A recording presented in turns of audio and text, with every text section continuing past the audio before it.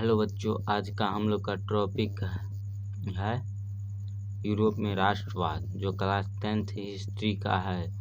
तो आज हम लोग का इम्पोर्टेंट क्वेश्चन का पार्ट 2 होगा, तो देखेंगे। 4 नंबर क्वेश्चन तक तो हम लोग कर चुके थे, आज 5वां क्वेश्चन देखेंगे। तो देखेंगे, देखिए 5वां क्वेश्चन है 1848 के फ्रांसीसी क्रांति के क्या कारण है। तो देखिएगा, 1848 के फ्रांसीसी क्रांति के निम्नलिखित कारण थे। पहला, लुई फिलिप की कमजोर नीति। दूसरा देखिएगा,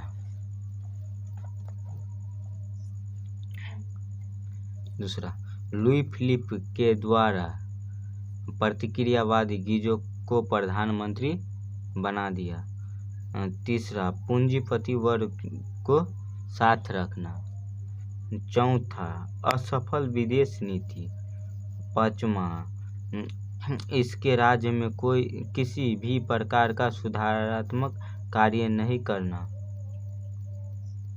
छठा, बेरोजगारी और भूखमरी बढ़ जाना।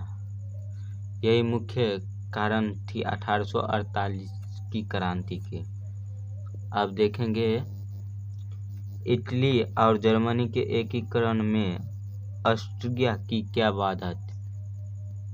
भूमिका थी। तो चलिए देखते हैं। देखिए, इटली और जर्मनी के एकीकरण में ऑस्ट्रिया सबसे बड़ा बाधक था। 1838 की क्रांति के बाद इटली में भी नागरिक आंदोलन शुरू हो गए। इसी समय मेज़नी उत्तरी और मध्य इटली का एकीकरण करने का प्रयास किया, लेकिन मेटरनिख ने नागरिक आंदोलन को दबा दिया। जर्मनी में राष्ट्रवादी भावना को मेटरनिख ने दमनकारी कानून कार्लसवाड के आदेश द्वारा दबा दिया। आशा करता हूँ कि आप लोग को समझ में आया होगा। इटली और जर्मनी के एकीकरण में ऑस्ट्रिया की भूमिका क्या थी।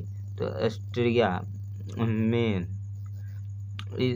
इटली और जर्मनी के एकीकरण में ऑस्ट्रिया मुख्य बाधा बनी हुई थी। 1838 की क्रांति के बाद जन आंदोलन शुरू हुआ था, लेकिन मेटरनिख ने जन आंदोलन को दबा दिया। इसी कारण से इटली और जर्मनी का एकीकरण होना संभव नहीं हो पाया। अब देखेंगे 7वां क्वेश्चन, यूरोप में राष्ट्रवाद को फैलने में नेपोलियन बोनापार्ट किस तरह सहायक था। तो चलिए देखते हैं। यूरोप में राष्ट्रवाद को फैलने में फ्रांसीसी क्रांति के बाद में नेपोलियन के आक्रमण में महत्वपूर्ण योगदान दिया। यूरोप के कई राज्यों में नेपोलियन के अभियान से नवयुग का संदेश पहुंचा। नेपोलियन ने इटली और जर्मनी के राज्यों को भौगोलिक नाम की परिधि से निकालकर वास्तविक और राजनीतिक रूपरेखा प्रदान की, जिससे इटली और जर्मनी का एकीकरण का मांग प्रष्ट हुआ। अब देखेंगे 8वां क्वेश्चन। तो चलिए देखते हैं। गैरिबाल्दी के कार्यों का चर्चा करें। तो चलिए देखते हैं। गैरिबाल्दी पेशे से एक नाविक था। गैरिबाल्दी सिसिली और नेपल्स पर आक्रमण कर वहां गणतंत्र का स्थापना किया।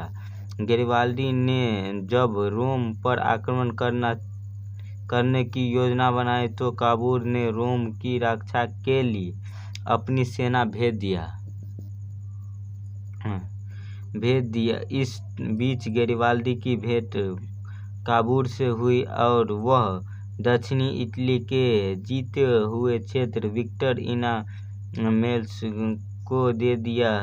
इस तरह गैरिबाल्डी के सहयोग से इटली का एकीकरण संभव हो पाया। गैरिबाल्डी पेशे से एक नाविक था जो सिसिली और नेपल्स पर आक्रमण कर वहां गणतंत्र राष्ट्र का स्थापना किया। गैरिबाल्डी रोम पर आक्रमण करना चाहता था, लेकिन काउंट काबूर ने वहां अपना सेना भेज दिया। लेकिन बाद में उस दोनों के बीच संधि हो गई। तो काउंट काबूर से संधि होने के बाद गैरिबाल्डी ने दक्षिणी इटली के जीते हुए भाग विक्टर इमेनस को दे दिया और इसी तरह गैरिबाल्डी ने इटली का एकीकरण किया। आशा करता हूँ कि 8वां क्वेश्चन भी आप लोग को समझ में आया होगा। तो आप देख